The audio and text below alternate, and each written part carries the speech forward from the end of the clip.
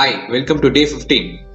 So நேற்றைய தினம் நம்முடைய கேள்விகள் நம்முடைய வாழ்க்கையில் எவ்வளவு முக்கியத்துவம் அப்படிங்கிறத பத்தி பார்த்திருந்தோம். நாம நமக்குள்ள கேட்கக்கூடிய கேள்விகள் எப்படி நம்ம வாழ்க்கையை செம்மைப்படுத்துது அப்படிங்கிறத பார்த்திருந்தோம். அண்ட் நம்ம கூட பயணிக்கிற நபர்கள் அவர்கள்கிட்ட இருந்து ஒரு சில இன்ஃபர்மேஷன், சரியான இன்ஃபர்மேஷன்ஸ் எப்படி நாம வாங்குறது அப்படிங்கிறத பத்தியும் பார்த்திருந்தோம். சரிங்களா? அந்த மெட்டா மாடல் அப்படிங்கிற கொஸ்டின்ஸ் யூஸ் பண்ணி, அதாவது டெலிஷன், டிஸ்டார்ஷன், ஜெனரலைசேஷன் அப்படிங்கிறத யூஸ் பண்ணி, அண்ட் அதோடு உங்களுடைய வாழ்க்கையில் நீங்க என்ன மாதிரியான கேள்விகள் இனி கேட்க வேணும் அப்படிங்கிறதுக்கு ஒரு அசைன்மெண்ட் கொடுத்திருந்தோம். என்ன அசைன்மெண்ட் அப்படின்னா, ஒரு சில கேள்விகள் இப்பயே எழுதி வைங்க, பாசிட்டிவான கேள்விகள் எழுதி வைங்க. அதாவது எம்பவரிங் கொஸ்டின்ஸ், உங்களுக்குள்ளே நீங்க கேட்கக்கூடிய எம்பவரிங் கொஸ்டின்ஸ் என்ன மாதிரியான இருக்கும் அப்படிங்கிறத எழுத சொல்லியிருந்தோம். சரிங்களா? அந்த ஆக்டிவிட்டி நீங்க கம்ப்ளீட் பண்ணிருப்பீங்க நான் நம்புறேன். ஓகே, அதை தொடர்ந்து இன்றைய தினம் என்ன பார்க்க போறோம் அப்படின்னா, கடந்த 14 நாட்கள் நாம எப்படி இருக்கணும் அப்படிங்கிறத பார்த்துருந்தோம். சரிங்களா? அதாவது நம்முடைய நம்பிக்கைகள் எப்படி இருக்கும், நம்முடைய வேல்யூஸ் எப்படி நம்மளை உருவாக்குது, அண்ட் தென் நம்முடைய மெட்டா ப்ரோக்ராம்ஸ் எப்படி அந்த ஃபில்டர்ஸ் உருவாகுது, அந்த ஃபில்டர்ஸ் எப்படி நம்முடைய எக்ஸ்பீரியன்ஸை நம்முடைய சென்சஸ் மூலமாக உள்வாங்குது அப்படிங்கிறத பத்தி பார்த்திருந்தோம். அதாவது நம்முடைய ஐம்புலன்கள் மூலமாக எப்படி உள்வாங்குது அப்படிங்கிறத பார்த்திருந்தோம். சரிங்களா? இதை தொடர்ந்து இன்று நாம எப்படி இருக்கக்கூடாது அப்படிங்கிறத பார்க்க போறோம். ஓகே, நம்மள பலரும் ஒரு காலகட்டத்தில் ஒரு தலைமை பண்புல இருப்போம். ஓகே, அண்ட் எவ்ரிவேர் நம்ம உலகில் வாழ்றோம் அப்படின்னாலே நமக்கும் இன்னொருவருக்கும் உள்ள ஒரு பிஹேவியர்ங்கிறது முக்கியம். அதாவது இன்டர்பர்சனல் ஸ்கில்ஸ்ங்கிறது சொல்லுவாங்க. ஓகேங்களா? அந்த இன்டர்பர்சனல் ஸ்கில்ஸ்ங்கிறது ரொம்ப ரொம்பவே முக்கியங்க. நாம நம்மளுடைய கூட இருக்கும் மனிதர்களோட நம்ம எப்படி இருக்கிறோம், எப்படி நம்முடைய பிஹேவியர் ஆக்ஷன்ஸ் இருக்கு அப்படிங்கிறது ரொம்பவே முக்கியம். ஸோ அதற்கு தான் நம்ம ஒரு எக்ஸசைஸ், அதாவது டே 2ல இருந்து நம்ம கொடுத்துருந்தது என்னன்னு பாத்தீங்கன்னா, தினசரி யாருமே கம்ப்ளைண்ட் சொல்லக்கூடாது, கம்ப்ளைண்ட் சொன்னாலும் ஒரே ஒரு கம்ப்ளைண்ட் மட்டும் தான் சொல்லணும் அப்படிங்கறத சொல்லியிருந்தோம். சரிங்களா? சோ இப்போ ஒரு ஒர்க் கல்ச்சர், ஒரு ஒர்க் பிளேஸ்ல இருக்கீங்கன்னு வைத்துக்கொள்வோமே. உங்களுடைய ஒர்க் பிளேஸ்ல நீங்க தினசரி அந்த ஒர்க் பிளேஸ்ல ஒரு கம்ப்ளைண்ட்ஸ் இருக்கு, ஒரு நெகட்டிவான ஒரு அட்மாஸ்பியர் இருக்குன்னு வைத்துக்கொள்வோமே. அது எதனால இருக்குன்னு பாத்தீங்கன்னா, அந்த ஒரு நபருக்கும் இன்னொரு நபருக்கும் உள்ள இன்டர்பர்சனல் ஸ்கில்ஸ் இருக்கு இல்லைங்களா, அதுல எங்கேயோ ஒரு கிளாஷ் ஏற்பட்டிருக்கும். ரைட்? அந்த கிளாஷ் அப்படிங்கிறது நம்மளால அந்த கிளாஷ் உருவாகக்கூடாது அப்படிங்கிறதுக்காக தான் இன்றைய தினம் என்னென்ன நம்ம செய்யக்கூடாதுங்கிறத பார்க்க போறோம். சரிங்களா? இன்னைக்கு நாம பார்க்கிறது ஒரு 20 விஷயம் செய்யக்கூடாது அப்படிங்கிறத சொல்ல போறேன். அதை நோட் பண்ணிக்கோங்க. இன்கேஸ் நான் சொல்ல ஓகே, இந்த மாதிரியான ஒரு பிஹேவியர் நான் எனக்குள்ள பார்க்கிறேன், இதை நான் செய்து கொண்டிருக்கிறேன் அப்படின்னா அதை நோட் பண்ணி வைங்க. ஓகேங்களா? சோ அதை நோட் பண்ணி வைக்க போறீங்க. அது இன்றைய ஆக்டிவிட்டியா இருக்கும். ஓகே, ஸோ ஃபர்ஸ்ட் பிஹேவியர் எது நம்ம செய்யக்கூடாது அப்படின்னு பார்த்தீங்கன்னா, வின்னிங் டூ மச். ஓகே, என்னது எல்லாருமே எப்பயுமே ஜெயிக்கணும் தானே சொல்லுவாங்க, நீ என்ன வின்னிங் டூ மச் கூடாதுன்னு சொல்றியே அப்படின்னு நீங்க நினைக்கலாங்க. இன்டர்பர்சனல் ஸ்கில்ஸ், ரிலேஷன்ஷிப் குள்ளார இருக்கும்போது பார்த்தீங்கன்னா, ஒரு சில நேரங்கள்ல நாமளே எப்பயுமே வின் பண்ணிட்டு இருக்கணும்னு நினைப்போம். இது இட்ஸ் ஹியூமன் பிஹேவியர். அதாவது ஹியூமன் நேச்சர் என்னன்னு பார்த்தீங்கன்னா, எப்பயுமே நம்ம ஒரு வின்னிங் செயலே இருக்கணும்னு ஆசைப்படுவோம். ரைட்? எல்லா விஷயத்திலும் நான் ஜெயிக்கணும் அப்படிங்கிற அந்த டியூனிங் நமக்குள்ள ஆகியிருக்கு. ஸோ ஒவ்வொரு நபர்களுக்குள்ளையும், ஒரு உதாரணத்துக்கு உங்கள் குழந்தைகளோட நீங்க விளையாடுறீங்கன்னு வைத்துக்கொள்வோமே. உங்க வீட்டுல இருக்கிற ஒரு சின்ன குழந்தைகளோட நீங்க விளையாடுவீங்கன்னு வைத்துக்கொள்வோமே.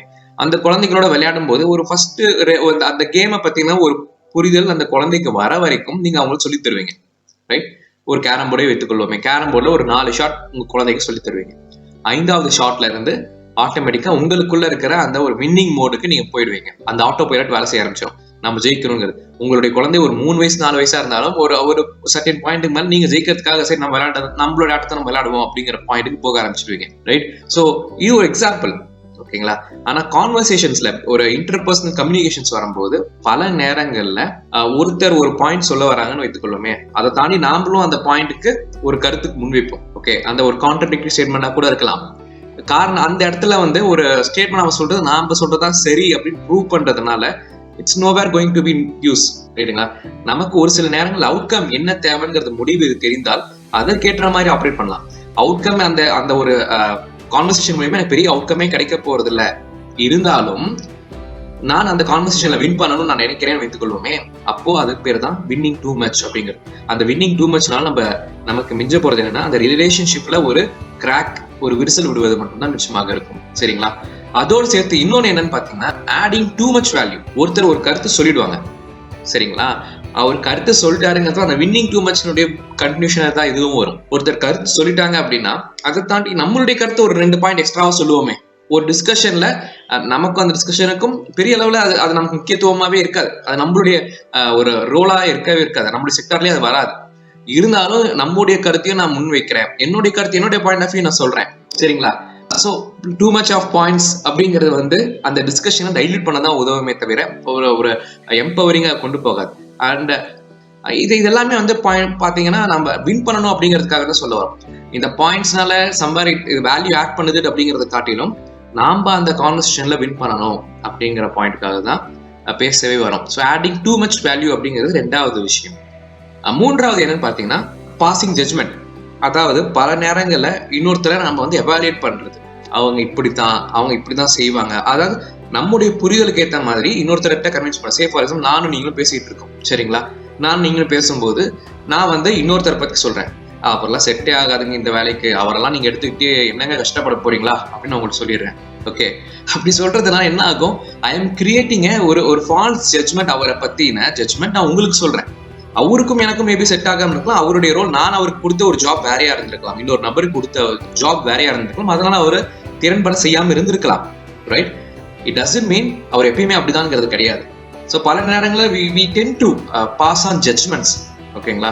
ஸோ அது வந்து ஒரு தேர்ட் திங் நம்ம செய்யக்கூடாத ஒரு விஷயம். நான்காவது என்னன்னு பார்த்தீங்கன்னா ஒரு டிஸ்ட்ரக்டிவ் கமெண்ட்ஸ். அதாவது போற போக்குல இன்னொருத்தரை பத்தி இன்னொருத்தர் பேசணும்னு வச்சுக்கோங்க, அவங்கள தரைக்குறைவா பேசுறது, ஓகேங்களா, சர்காஸ்டிக்கா பேசுறதும் இருக்கு. அவங்க சொல்ற விஷயம் அதெல்லாம் நீ என்னத்த பண்ணிடுவேன் நான் பாக்குறேன் அப்படின்னு சொல்லி சொல்லுவாங்க, அந்த விட்டி கமெண்ட்ஸ் சொல்லி சொல்லுவாங்க இல்லைங்களா? ஸோ அந்த டிஸ்ட்ரக்டிவ் கமெண்ட்ஸ், அது வந்து இன்னொருத்த பத்தி ரிமார்க்ஸ், இதெல்லாம் வந்து தேவையில்லாத ஒண்ணு. இது எல்லாமே வந்து நமக்குள்ள ஒரு அழுக்கு மாதிரி சேர்ந்துருக்கும். அது நம்ம அறியாம ஒரு பிஹேவியர் சேஞ்ச் ஆகும்போது நம்ம அறியாம நம்முடைய க்ளோஸ் ரிலேஷன்ஷிப்ல தவறான வார்த்தைகள் பயன்படுத்த அது உதவும். அது நமக்கு ஒரு பெயின்ஃபுல் மெமரிஸை கொடுக்க வாய்ப்பு இருக்கு. அதுக்காக தான் இதெல்லாம் செய்யக்கூடாது அப்படிங்கிறதுக்காக சொல்றோம். அடுத்தது 5வது, நம்முடைய கான்வர்சேஷன்ல நெகட்டிவ் டோன்ல இருந்து ஆரம்பிக்கிறது. அதாவது நோ, பட், however அப்படிங்கிற மாதிரியான வார்த்தைகள். ஓகேங்களா?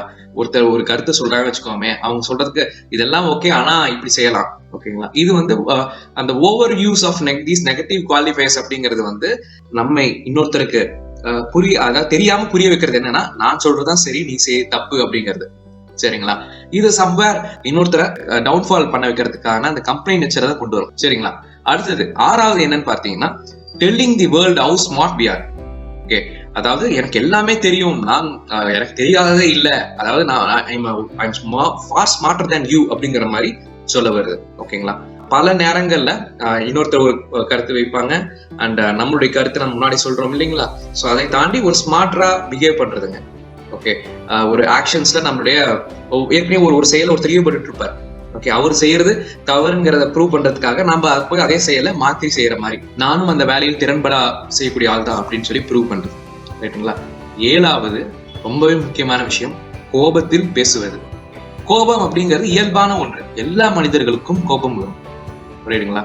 ஆனா கோபம் வரப்ப நம்ம அறியாம ஒரு டிஸ்ட்ரக்டிவ் கமெண்ட்ஸ், ஓகேங்களா, ஸ்டேட்மெண்ட்ஸ், ஒருத்தரை பத்தி அவர்களை காயப்படுத்தணும் அப்படிங்கிறது நம்ம அறியாம நம்ம சொல்கிற வார்த்தை நமக்குள்ள வேரூன்றி இருந்ததுன்னு வச்சுக்கோங்களேன், அந்த இமோஷன்ஸ் அது நம்ம அறியாம வெளியில வர வாய்ப்பு நிறைய இருக்கு.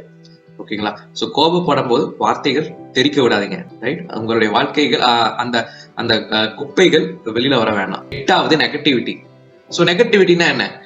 ஒரு நபர், ஒரு உதாரணத்துக்கு ஃபார் எக்ஸாம்பிள் என்னுடைய நண்பர் வந்து நான் தொழில இறங்க போறேன் அப்படின்னு சொல்லிட்டு ஒருத்தர் வர்றாரு. ஓகே, ஜாப்ல இருக்காரு, தொழில ஈடுபட போறேன் அப்படின்னு ஆசைப்பட்டு என்கிட்ட சொல்ல வர்றாரு. ஓகே, அந்த நேரம் நான் அவர்கிட்ட என்ன சொல்லணும்? அவர் அவர்கிட்ட வாழ்த்து தெரிவிக்கலாம். ஓகேங்களா? இல்ல என்ன மாதிரி பிசினஸ் செய்ய போறாங்க அப்படிங்கறத நம்ம கேட்கலாம். ஓகே, அண்ட் அதை தாண்டி இன்கேஸ் ஒரு நெகட்டிவான தாட், தொழில்லாம் உனக்கு வராது, நீ எதுக்கு அதுல ஈடுபடுற, தொழில லாஸ் ஆனவங்க எத்தனை பேர் இருக்காங்க தெரியுமா, நான் பார்க்காத தொழிலா, ஓகேங்களா? சோ இந்த மாதிரி நெகட்டிவிட்டி நம்ம இன்னொருத்தருக்குள்ள விதைக்கும் போது அதுவும் இந்த பிரபஞ்சத்துக்கு நாம கொடுக்கிற ஒரு வைப்ரேஷன். ஓகேங்களா? ஒரு நெகட்டிவ் வைப்ரேஷன் நம்ம எரியாம இன்னொருத்தருக்கு ஹெல்ப் பண்றேங்கிற பேர்ல, அவங்களுக்கு கைட் பண்றேங்கிற பேர்ல அந்த நெகட்டிவிட்டியை விதைக்கிறோம். ஓகேங்களா? எல்லாரும் அவரவர்களுக்கு தேவையான அவரவர்களை தெரிந்து கொள்வார்கள். சரிங்களா? நாம போய் ஒரு நெகட்டிவான தாட் அவங்களுக்கு சொல்லணுங்கிற அவசியம் இல்லை, அன்லஸ் அவர்கள் கேட்டால் வழிய. ஓகேங்களா? அவங்களுக்கு ஒரு ஐடியாலஜி, அவங்களுக்கு ஒரு கருத்து கேட்கறாங்க அப்படின்னா உங்களுடைய பாயிண்ட் ஆஃப் வியூ நீங்க சொல்றது தவறு கிடையாது. ஆனா அந்த பாயிண்ட் ஆஃப் வியூ அப்படிங்கிறது மேபி அது உங்களுக்கு ஏற்பட்ட ஒரு பாயிண்ட் ஆஃப் வியூ, உங்களுடைய பாயிண்ட் ஆஃப் வியூங்கிறத நீங்க கிளியரா இருக்கணும். ஓகேங்களா? ஸோ அதுதான் ரொம்பவே முக்கியம். And 9th thing, withholding information. Withholding information அப்படிங்கிறது என்ன? ஒரு சில நேரங்கள்ல இந்த ஒர்க் பிளேஸ்ல பாத்தீங்கன்னு வச்சுக்கோங்களேன், ஒரு டீமுக்குள்ளேயே ஒரு இன்ஃபர்மேஷன் கிடைச்சிருக்குன்னு வைத்துக் கொள்வோமே. அந்த இன்ஃபர்மேஷன் கொலிகிட்ட பாஸ் ஆன் பண்ண மாட்டாங்க, ரைட்? எதற்காக அப்படின்னா, எனக்கு மேபி அந்த இன்ஃபர்மேஷனால நான் செய்யக்கூடிய செயல், ஓகே, ஒரு அவுட்கம் கிடைக்குது. அந்த அவுட்கம்னால எனக்கு மேபி ஒரு growth வரும் அப்படின்னா என்னுடைய கொலிகை நான் காம்படிட்டரா பார்க்கறது, சரிங்களா? கொலிகை காம்படிட்டரா பார்க்கறதுங்கிறது அது வந்து it will not be a right sign, ஓகேங்களா? நீங்க ஒரு சிறந்த தலைவரா வரணும் அப்படின்னா உங்களுடைய கொலீக்ஸை நீங்க ஒரு காம்படிட்டரா பார்க்க முடியாது. நீங்க மேபி உங்களுடைய காம்படிஷன் இன்கேஸ் உங்களுடைய பிசினஸ்ல நீங்க வந்து ஒரு பிட் பண்றீங்க, ஒரு டெண்டர் பிட் பண்றீங்கன்னு வைத்துக்கொள்வோமே, அப்போ வந்து உங்களுடைய காம்படிட்டர் போய் உங்களுடைய L1 ரேட் என்ன நீங்க சொல்லணும்னு நான் சொல்ல கிடையாது, சரிங்களா? ஆனா கொலீக்ஸ் கிட்டே நம்ம இன்ஃபர்மேஷன் ஷேரிங் தவிர்க்கிறது அப்படிங்கிறது வந்து it will be wrong sign, okay? அதுதான் அந்த வித்ஹோல்டிங் இன்ஃபர்மேஷன் அப்படிங்கிறது. 10வது, failing to give proper recognition.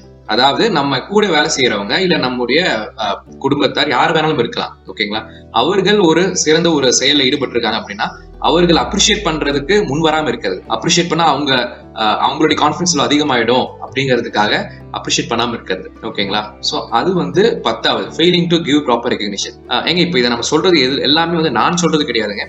It's ஒரு world number 1 coach, leadership coach Marshall Goldsmith அப்படிங்கிறவர், அவர் சொன்ன விஷயங்கள். சோ இந்த 20 விஷயங்களும் எது செய்யக்கூடாது, ஒரு சிறந்த தலைவர்கள் என்னென்ன செய்யக்கூடாது அப்படிங்கிறதுக்காக அவர் சொன்ன அந்த 20 கோட்பாடுகள் அப்படின்னு தான் நான் சொல்லுவேன், ஓகேங்களா? அந்த 20 கோட்பாடுகள் ரொம்பவே எனக்கு பிடித்த ஒண்ணு.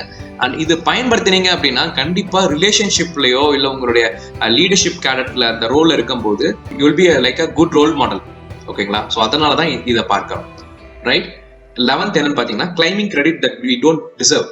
அதாவது எனக்கு கிடைக்க வேண்டிய கிரெடிட்டாவே இருக்காது, ரைட்? இன்னொருத்தர் செய்திருப்பாங்க, அவங்க திறன்பட செஞ்சனால ஒரு கிடைத்த ஒரு விளைவு, அதற்கு உரிமை கொண்டாடுவது நான், சரிங்களா? அது வந்து கூட இருக்கிறவர்களுக்கு ஒரு ஒரு ஒரு தர்ம சங்கடமான ஒரு சூழ்நிலை உருவாக்கும். என்னடா நம்ம இவ்வளவு பண்ணிருக்கோம், இவங்க பாட்டுக்கு இவங்க தான் செஞ்சேன்னு சொல்லி சொல்றாங்களே அப்படிங்கிற மாதிரி, okay? It will be most annoying way, சரிங்களா? அடுத்தது மேக்கிங் எக்ஸ்கியூசஸ். அதாவது எக்ஸ்கியூசஸ் இந்த சென்ஸ் வந்து நாம ஒரு செயல ஈடுபட்டிருப்போம், அந்த பிஹேவியர் சரிதான் சொல்லி ப்ரூவ் பண்றது, இல்லைன்னா நான் இப்படிதான் அப்படின்னு சொல்லி சொல்றது, இது என்னுடைய நேச்சர், நான் இப்படிதான் செய்வேன் அப்படிங்கிறது அந்த உரிமை கொண்டாடுறது, ஓகேங்களா? சோ இந்த ஒரு விஷயம் அப்படிங்கிறது மேக்கிங் எக்ஸ்கியூசஸ். அதாவது ஒரு எக்ஸ்கியூஸா நான் சொல்லிட்டு போயிடுறது, என்னோட பிஹேவியர் இப்படிதான் இருக்கும் அப்படின்னு நான் எக்ஸ்கியூஸா சொல்லிடுற மாதிரி, சரிங்களா? அடுத்தது 13வது வந்து பாத்தீங்கன்னா கிளிங்கிங் டு த பாஸ்ட். அதாவது என் மேல ஏதாவது குறை சொல்வாங்கன்னு வைத்துக் கொள்வோமே, என் மேலே குறை சொல்வதை, நான் செய்த தவறை மறைப்பதற்காக ஏற்கனவே இன்னொருத்தர் செய்த தவறை அதையும் காமிச்சு கொடுக்கறது இல்லாம அவர்களும் இந்த ஏற்கனவே இது பண்ணியிருக்காங்கல்ல அப்படின்னு சொல்லிட்டு பழைய நிகழ்வை கொண்டு வந்து அதை ப்ரூவ் பண்ண வைக்கிறது, சரிங்களா? அதுதான் அந்த கிளிங்கிங் டு த பாஸ்ட்னு சொல்லி சொல்லுவாங்க. 14வது பிளேயிங் ஃபேவரைட்ஸ். ஒரு தொழில் நிறுவனத்திலேயா இருக்கலாம், இல்ல ஒரு சோஷியல் ஆர்கனைசேஷன்லயா இருக்கலாம், நமக்கு பிடித்த நபர்களை மட்டும் ஒரு நல்ல ஒரு ட்ரீட்மெண்ட் கொடுத்து அவர்களை மட்டும் ஒரு சொஃபிஸ்டிகேஷன் வைத்துக் கொள்வது, ஓகேங்களா? த பிளேயிங் ஃபேவரைட்ஸ் அப்படின்னு சொல்லி சொல்லுவாங்க. 15வது ரெஃப்யூசிங் டு எக்ஸ்பிரஸ் ரெக்ரெட். ஒரு தவறு நான் செய்து விட்டேன், அந்த தவறு என்னோட தான் தெரிந்தும் கூட, ஓகேங்களா, அதனுடைய ரெஸ்பான்சிபிலிட்டி நான் எடுத்துக்காம தவறு இன்னொருத்தர் மேல பழி போடுறது, சரிங்களா? அந்த தவறுன்னு உணர்ந்த பிறகு அந்த தவறை வந்து நான் ஒரு மன்னிப்பு அப்படிங்கறது, அந்த ஒரு சாரி அப்படிங்கிற ஒரு ஸ்டேட்மெண்ட் கூட சொல்லாம போகிறது, ஓகேங்களா? அடுத்தது 16வது நாட் லிசனிங். பல நேரங்கள்ல நம்ம வந்து மற்றவர்கள் பேசுவதே காது கொடுத்து கேட்கணும்னு வச்சுக்கோங்க, அதுவும் ஒரு இட்ஸ் கைண்ட் ஆஃப் அந்த ஒரு டிஸ்ரெஸ்பெக்ட்னு சொல்லி சொல்லுவாங்க, ஓகேங்களா?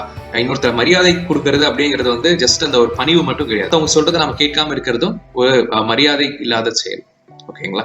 அடுத்து 17வது ஃபெயிலிங் டு எக்ஸ்பிரஸ் கிராட்டிடியூட். நமக்கு ஒவ்வொருத்தரும் வாழ்க்கையில் ஏதோ ஒரு சூழல்ல உதவி செய்துட்டே இருப்பாங்க, சரிங்களா? நாம மட்டுமே எல்லாமே திறன்பட செய்துருவோமான்னு கேட்டா கண்டிப்பா கிடையாது, ஓகே? பலரும் நமக்கு உதவிகரமா இருக்கிறார்கள். அண்ட் அவங்க உதவிகரமா இருக்கிறாங்க அப்படிங்கிறத நம்ம நினைத்து கூட பார்க்காம இருக்கிறது, அந்த ஒரு நன்றி உணர்வு அப்படிங்கிறது இல்லாம இருக்கிறது, சரிங்களா? அந்த கிராட்டிடியூட் நம்ம மற்றவங்களுக்கு காண்பிக்க நம்முடைய ஒரு நாம குறைந்து விட மாட்டோம், சரிங்களா? அந்த நன்றி உணர்வோடு இருக்க இன்னும் நம்முடைய ஒரு ஒளிவட்டம் அப்படின்னு சொல்லி நம்முடைய ஆரா அப்படின்னு சொல்லி சொல்றாங்க, நம்முடைய ஆரா இன்னும் பெரிய அளவுல வளரதான் செய்யும், ஓகேங்களா? 18வது பனிஷிங் தி மெசஞ்சர். அதாவது இது எப்படின்னா, சே ஃபார் எக்ஸாம்பிள் எனக்கும் என்னுடைய மேனேஜருக்கும் ஒரு கான்வர்சேஷன் இருக்குன்னு வைத்துக்கொள்ளுமே. நான் ஒரு ஜாப்ல இருக்கேன், எனக்கு ஒரு மேனேஜர் இருக்காரு, சரிங்களா? மேபி நான் ஒரு நாள் லீவ் எடுத்துக்கிட்டேன்னு வச்சுக்கோமே. அந்த லீவ் நாள்ல இருக்கும்போது எனக்கு ஒரு டாஸ்க் கொடுத்துருக்காங்க, ஓகே? அந்த டாஸ்க் மேனேஜர் அசைன் பண்ணது இன்னொரு நபர்கிட்ட சொல்லியிருக்காங்க, ஓகேங்களா? அந்த நபர் வந்து உங்ககிட்ட சொல்லிடுறாரு, அந்த நபர் வந்து உங்ககிட்ட ஓகே மேனேஜர் இந்த மாதிரி டாஸ்க் சொல்லியிருக்காரு அப்படின்னு என்கிட்ட சொல்லியிருக்காருன்னு வைத்துக் கொள்வோமே. நான் அந்த வேலையை செய்யாம அந்த மேனேஜர்கிட்ட நல்ல பேர் வாங்கணுங்கிறதுக்காக மேனேஜர் சொல்ல வரும்போது எனக்கு அவர் சொல்லவே இல்லைங்க, எதுவுமே சொல்லலைங்க அப்படின்னு சொல்றாரு. ஏற்கனவே அவர் நமக்கு ஹெல்ப் பண்றதுக்காக தான் சொல்லியிருப்பாரு, ஓகேங்களா? ஆனா அது நம்ம கன்சிடர் பண்ணாம நாம நம்முடைய மேனேஜர்கிட்ட சரி நான் என்னுடைய மேனேஜர்கிட்ட நல்ல பேர் வாங்கணும் அப்படிங்கிறதுக்காக அவர் எதுவுமே சொல்லல, நீங்க தான் எனக்கு முதல்ல சொல்றீங்க அப்படிங்கறத நம்ம பிஹேவ் பண்றது. சரிங்களா? சோ இதுவும் ஒரு கைண்ட் ஆஃப் இதெல்லாம் சின்ன சின்ன பிஹேவியர் தானே, இதுல என்ன இருக்காது அப்படின்னு நினைக்காதீங்க. இந்த சின்ன சின்ன பிஹேவியர் தான் நம்மளை பற்றின ஒரு நமக்கே ஒரு காலகட்டத்திற்கு மேல் நம்ம இதெல்லாம் தவறு செஞ்சிருக்கோமே அப்படின்னு நம்மள யோசிக்க வைக்கும். இந்த சின்ன சின்ன விஷயத்துக்கெல்லாம் போய் நம்ம இவ்வளவு சில்லியா பிஹேவ் பண்ணிருக்கோமே அப்படிங்கிற மாதிரி யோசிக்க வைக்கும்.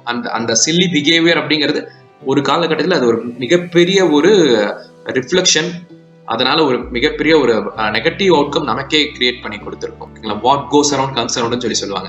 19 பாசிங் த பக், அதாவது நான் செய்த தவறுக்கு எல்லாரையும் பொறுப்பேற்க சொல்வது. ஓகேங்களா? The need to blame every one, ஓகேங்களா, பட் அவர் செல்ஸ்.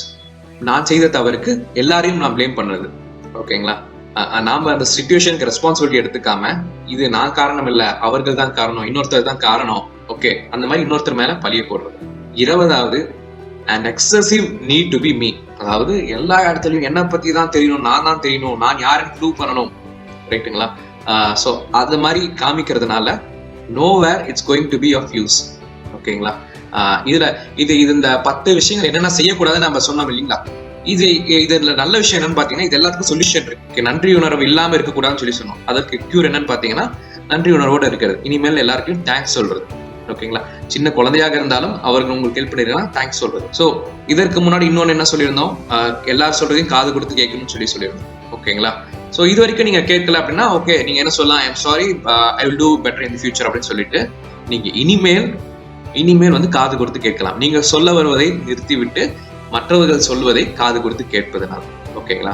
சோ இந்த மாதிரி சின்ன சின்ன விஷயங்கள் செய்வதனால இதெல்லாமே வந்து சின்ன விஷயம் தானே சொல்லிட்டு நம்மளுடைய டெய்லி டே டு டே லைஃப்ல வந்து நம்ம மிஸ் பண்ணிடுறோம். இதெல்லாம் நோட்டிஃபை பண்ணாம ஜஸ்ட் லைக் தட் எடுத்துட்டு போயிட்டே இருக்கும். சரிங்களா? அண்ட் இது ஏதோ ஒரு இடத்துல மற்றவங்களுக்கு காயப்படுத்துது.